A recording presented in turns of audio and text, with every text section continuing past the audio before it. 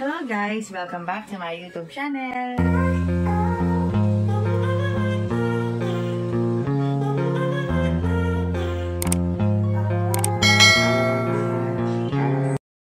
Heto ang ganap pagkatapos ng laro ng Chocomucho at Cherry Tigo sa Iloilo. Nakakaantig talagang makita si Mami Judine. Sobrang tuwa at sobrang saya niya. Niyakap niya agad ang kanyang anak na si Dina Wong. Siyempre kasama ni Mami Judine si Ivy Lacsina. Makikita mo dito sa video na sabay niyakap ni Dina Wong si Mami Judine at si Ivy Lacsina. Sobrang proud sila kay Dina Wong. Siyempre, hindi mawawala ang picture taking.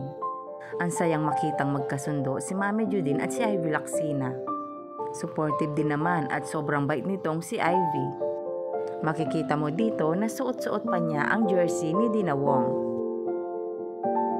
Sobrang sikat talaga ng Chocomucho kahit sa Iloilo. Dami nilang supporters. Sobrang init ang pagtanggap ng taga Iloilo sa Chocomucho. Pati nga dito sa exit. Kanya-kanyang sigawan na at medyo nagkagulo na ang mga fans. Daig pa ang mga artista sa sobrang dami ng fans. Pero kapansin-pansin dito, si Dina Wong, siya talaga ang pinagkaguluhan.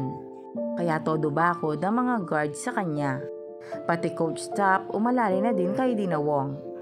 O diba marami nakaantabay kay Dina Wong sa kanyang paglabas. At isa rin ang kapansin-pansin na si Bea De Leon. Siya rin ang inaabangan ng lahat. Mapapansin mo rin na marami ding nakapalibot kay Bea De Leon. Talagang ang mag-ama ay sikat sa Iloilo. Malakas talaga ang karisma ng dalawa.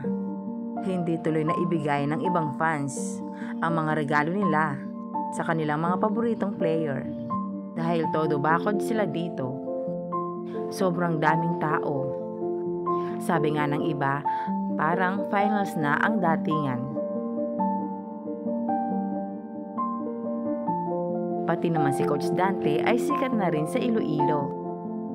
Sobrang minahal na din ng tao si Coach Dante dahil sa ipinakita niyang pagmamalasakit at pagmamahal sa Chocomucho.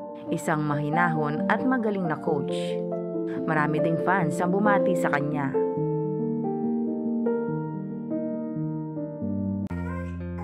Yan lang po ang update natin sa ganap kahapon ng laban ng Chocomucho at Cherry Tigo.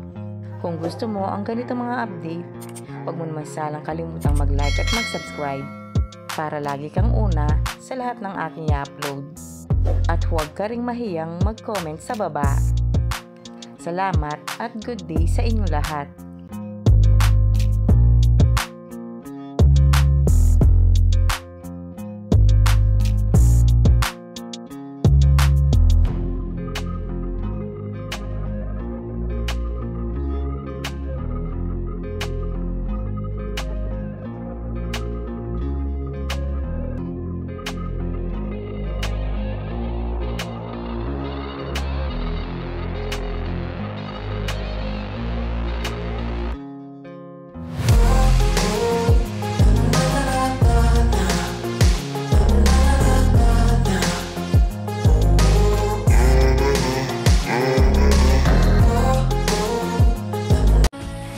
So, ayun na nga guys. Kung nagustuhan mo ang video nito, huwag mo naman sanang kalimutang mag-like at mag-subscribe. At pakipindutin mo na din ang notification bell para lagi kang updated sa aking mga videos. Thank you! Bye!